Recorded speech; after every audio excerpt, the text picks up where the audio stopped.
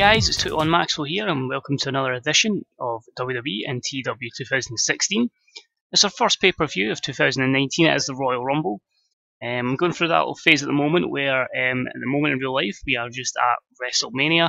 So I'm truly getting through that buzz of WrestleMania season. So I'm hoping for a good Royal Rumble that's going to propel me into some good pay-per-views in the month of February, which would be No Way Out, and I believe I kept the Elimination Chamber. Not actually quite sure on our schedule, and then WrestleMania. But the main thing is, we're putting plans in at the moment for Mania. I've got a lot of matches planned in my head.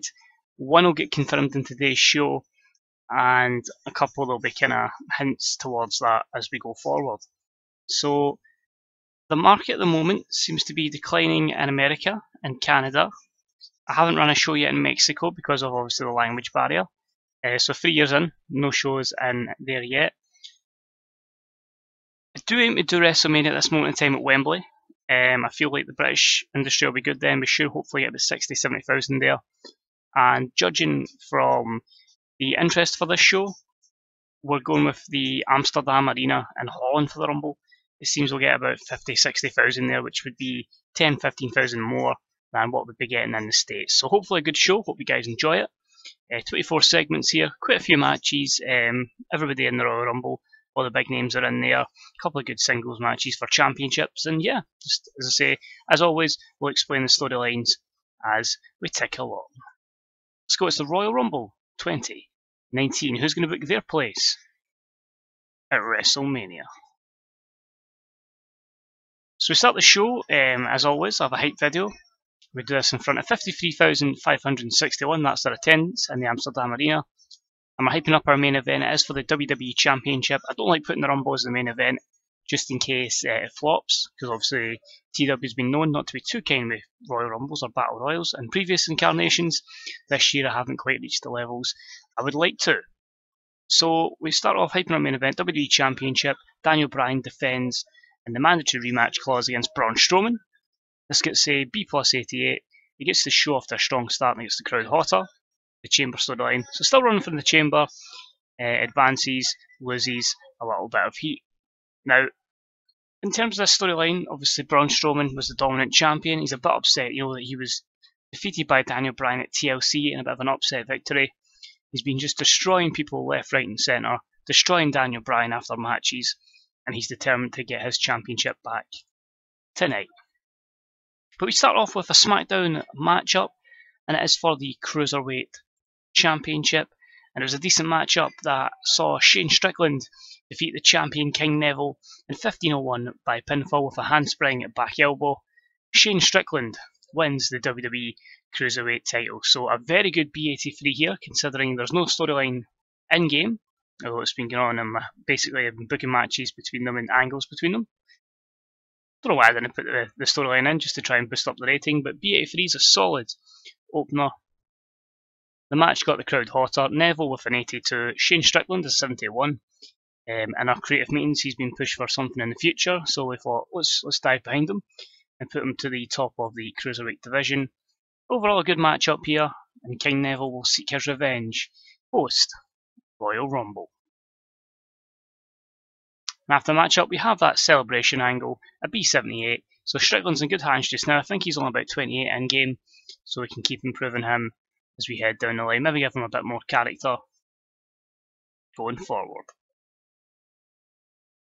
Next up was for the SmackDown Women's Championship. It was about to have some good wrestling and a decent reaction from the crowd, and it was the Queen Charlotte defeating Paige in 15:28 by pinfall.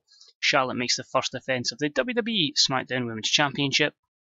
B-75, so Paige had started picking up some good victories. An amazing 85 performance for her. I think what would have hampered this matchup would have been the lack of storyline between it. It was a simple case of Paige winning a #1 contenders match and, just attacking Charlotte, basically getting this matchup. So hopefully when we do integrate the women's division to ensure we can get them to the main event level, Paige with ratings like that, hopefully can get to the next level. And yep, lack of hot associated storyline, that could have probably hit the 80s, maybe even 85, maybe pushing it a little bit. But down the line, this could be a future WrestleMania main event. I think when we do integrate the division, it will be when the industry is at its highest in America. So, as I say, if we lose a lot of money, we can make it back very quickly and make that reputation boost back very quickly. That was our first of 3 women's matches tonight.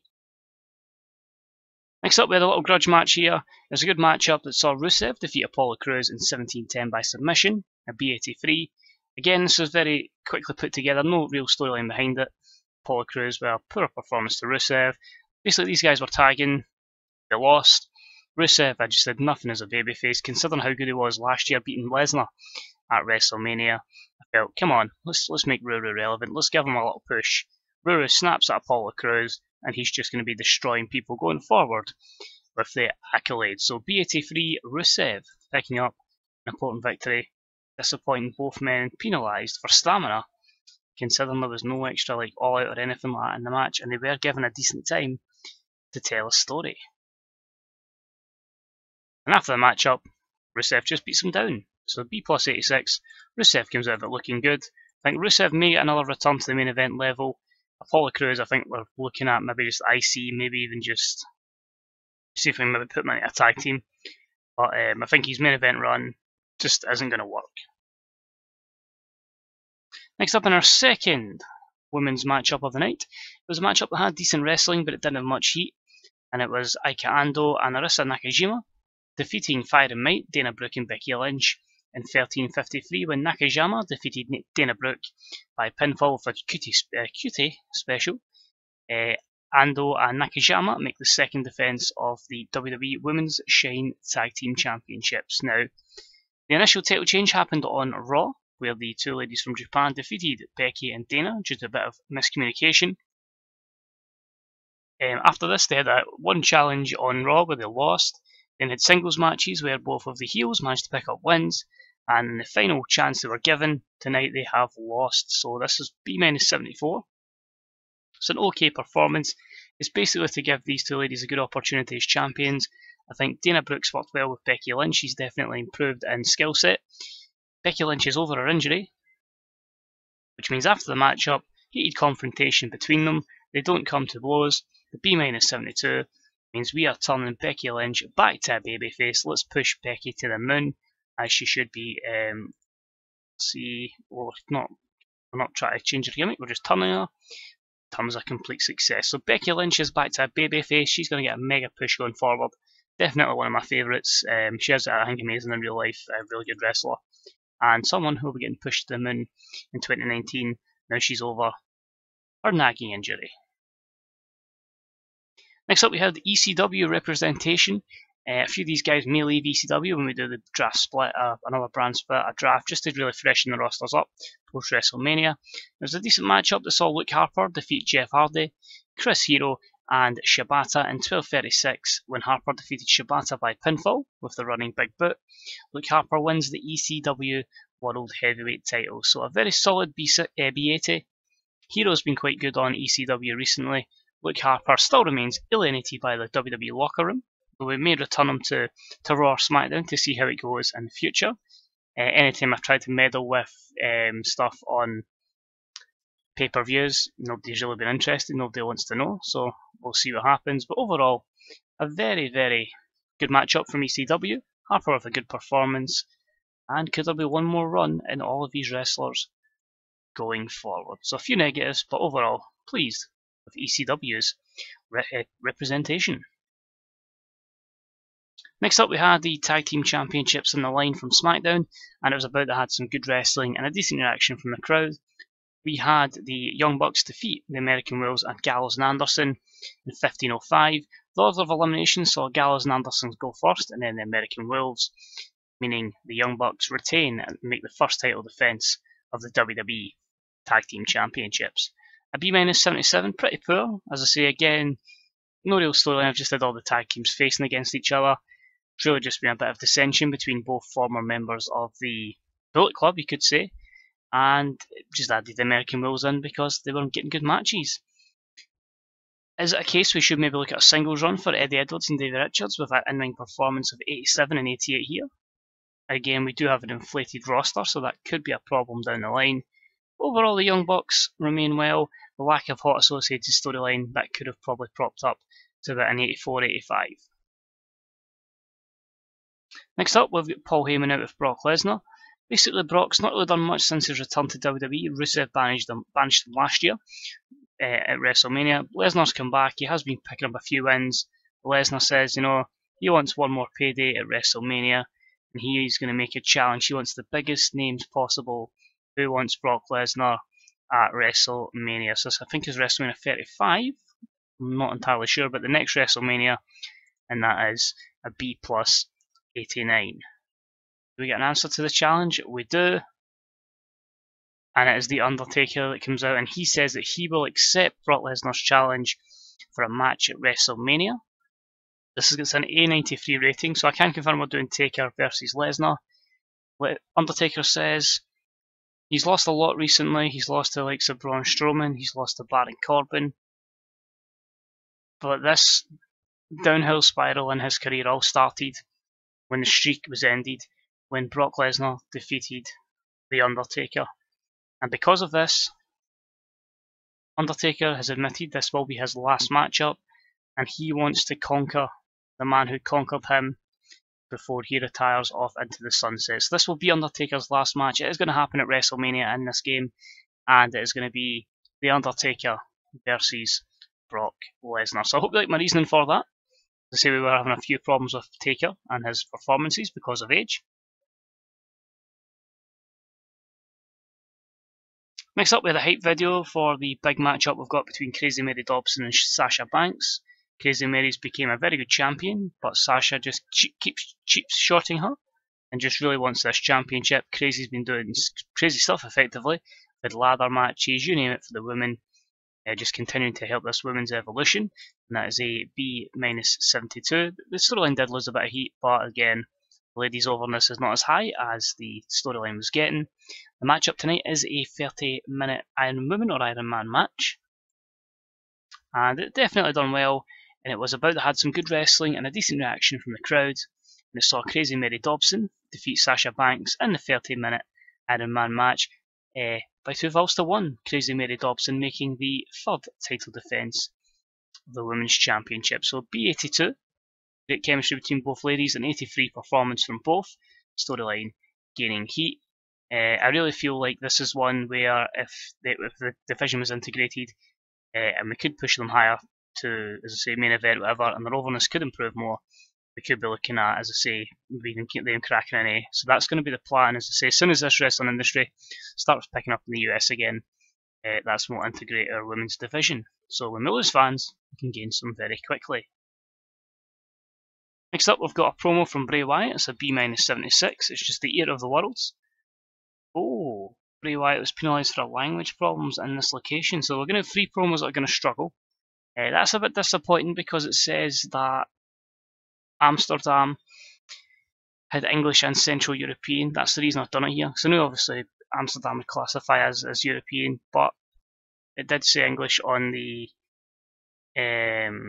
type of place it was. And as I say, anytime I've run places that have been English-Spanish, it's usually been fine. So a bit disappointed that's come up there. It's just Bray saying that he's going to win the Royal Rumble. Same for The Miz saying he's going to win a Royal Rumble. B minus 75. So this may hamper our overall rating, which is worrying. Same again for Seth. B minus 77. Just 3 guys. You always get the Rumble. They're really pleading their case saying they're going to be the man that goes on to main event WrestleMania. The Rumble itself,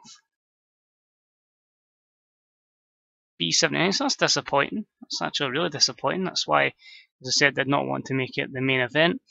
We'll read off the participants first and foremost. AJ Styles, Austin Aries, Big Cass, Big E, Bo Dallas, Bray Wyatt, Brian Cage, Cesaro, Chad Gable, Cody Rhodes, Dean Ambrose, Dolph Ziggler, Drew Galloway, Jason Jordan, Jeff Hardy, Jinder Mahal, John Cena, Kenny Omega, Kevin Owens, Manny Andrade, Mark Henry, Randy Orton, Ricochet, Sami Zayn, Samoa Joe, Seth Rollins, Sheamus, The Miz, Wade Barrett, and Will Ospreay. Just gave Jeff Hardy a second match because he came back at WrestleMania and looked really cool. So yeah. So disappointing. This was a B79, but the match had a good wrestling. It had a decent reaction from the audience, and the winner was Kevin Owens. So Kevin Owens is the 2019 2019 Royal Rumble winner. He's going to be in the main event of WrestleMania. He wins in 64 minutes 41. Other members of the Final Four were Dean Ambrose, AJ Styles, and Randy Orton. And Dean Ambrose was the runner-up. Samoa Joe got the most eliminations, with Seth Rollins surviving the longest and being the Iron Man. So KO wins. Disappointing it's a B79. Disappointing that most of my storylines have lost heat here. I'll need to try and build up over the course of the next pay-per-view. A few guys getting better at gimmicks. A few guys off their game are slowed down by injury. A lot of skill sets improved, so that's good to see. And as always, you're going to have a lot of positives and negatives here. Just disappointing. That was only a B79, but that's what it is. So KO going to KO Mania. Oh, who's wanting to turn? I'm looking at turn Randy in the future, but as I say, no time soon. After the matchup, Kevin Owens celebrates in the ring, and that's an A92, so KO just celebrating the fact he's going to KO Mania. So I think we'll get a promo coming up eventually, so that may hamper us. And for some reason, Baron Corbin cuts a promo on Roman Reigns. A93. And that is with language problems, so that probably would have been an A-star 100 if it wasn't for the language problems for our World Heavyweight Championship match. That matchup actually delivered horribly, not as good as we would have wanted. It was an exceptional matchup. I was hoping, because with the lack of psychology between Corbin and Reigns, that Sabre Jr. would help it. But it seems Baron Corbin did defeat both guys in 26-25, who defeated Roman Reigns with the End of Days, making his second title defence, a B82. Now, I think what's caused the B82 was Baron Corbin being off his game, and the fact that we had to keep Roman Reigns looking strong. But he was going to complain no matter who went over. As I say, if Baron Corbin pinned Zack Sabre Jr., he still wanted to be protected. So I thought, if I'm going to protect you, keep you strong, you're getting pinned. You selfish bastard. So, yep, he's been pinned here. Baron Corbin will look like $1 million. Just disappointing, you know, B82 looking decisions will have hampered that a little bit. That probably would have knocked out the park by 90 if Roman went over, but I don't want to put a title on him just as yet. We then have a promo with Braun Strowman, obviously saying he's going to destroy Daniel Bryan, that pipsqueak, and take back his title. Everything's good there. Advanced segment gained heat. Negative for the language barrier. Could again been a case of that could have possibly been an A100 promo. Should have been in the UK. How will they draw the main event? Please deliver. And they do, so we'll hopefully get a good rating here. But it was an exceptional matchup, and we had Daniel Bryan defeat Braun Strowman in 22-21 by submission with the cattle mutilation. So Daniel Bryan, underdog, shocks the world by tapping out the big man. DB makes his first title defence of the WWE Championship title. A94, fantastic. Hopefully we should not lose pop then. We should be looking at about an 89-90 overall rating, maybe a little bit lower than that. Storyline gained heat, both guys with a good performance. Corey Graves was the only negative alongside the inconsistency of Big Braun. After the match, Daniel Bryan celebrates in the ring, crowd goes mental. We all leave a pay-per-view feeling really happy and not upset at the fact that Roman Reigns has just retired The Undertaker, or at least had at the time of recording. So we end the show with that good rating, and somehow A92 gaining popularity in 9 regions, despite, quite frankly, quite a lot of that pay-per-view not being to the high standards that I would have anticipated. I expected our co-main event to do better, I expected the Rumble to do better, a couple of poor promos in there, but A92 can't really complain. It's a lot better than we expected. We're gaining popularity in places, and as I say, we just await the industry improving in the US again. So I think because they saved us today, we'll go for... But we'll take a change. I'm going to go Daniel Bryan. I'm going to go Sasha Banks. I'm going to go Crazy Mary Dobson, just basically because of their fantastic performance in that women's Iron Man match. So Daniel Bryan's pleased, Sasha Banks is pleased, as is Crazy Mary Dobson. So a good end to January there. As we now enter February, we'll see which pay-per-views it is going forward. Interestingly, now that's been a year since Finn Balor has left the company, and he's still toxic. So yeah, still can't sign him, which is a bit of a pain in the ass. But I may eventually just cave in, try and bring him in if we can. It's just a bit frustrating not being able to use him. Can confirm he hates his first match, which is great because he signed. We're going to be signing Taiji Ishimori, who's basically in his last match. Put out a match of the year candidate, A100 against Punk. So I need to try and get an A100 match this year, or that's going to be a match of the year. So that's one aim. Let's have a look here with a Wild at the Weekend for our ladies. Royal Rumble was awesome, so that's good to see. First in the US, first in Canada, first in Mexico, and first in Japan. Alright, this could be worrying. Dragon Gate have made an offer for Seth Rollins, so we are, because of this, more than likely going to have to break the bank. Right, so that's not a massive deal they're offering. I think because it's Seth, I think we can go as high as 5 years, because 37, he'll still be here, so that's fine. And the fact it's taking me a year in real life to do 3 years, I don't think I'll reach 5 years, but never know. Kota Ibushi's gone from his loan spell. Dragon Gate are trying to get Jack Evans. Jack Evans is on a paper appearance deal anyway, so we shouldn't lose him. If it comes to us, I'll take away that loyalty to AAA, and I'll just sign him permanently. David's still got amazing stats. Popularity could take a little boost and he'd be back in main contention. It's just worrying. They're going to take the gamble on him being a toxic worker. It says that other companies have outstanding offers, so obviously Dragon Gate have looked at it and then decided, nah, no thanks. So I'm going to leave it just now. Toni Storm is no longer in that division. She's been moved to Lucha Underground, so that's fine. We don't worry about that. Drug tests, 7,000 by a rate of 4.730. We're on pay-per-view, they weren't on the network. Looks like we made 17 million. Let's just have a quick look at finance. 17 million, so a good 2 million up on last month.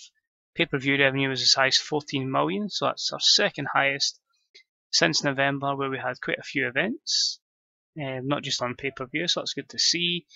Yeah, really happy with that. Spending big money in developmental, but hey, we've got nearly $300 million in the bank, so I think we can hold that.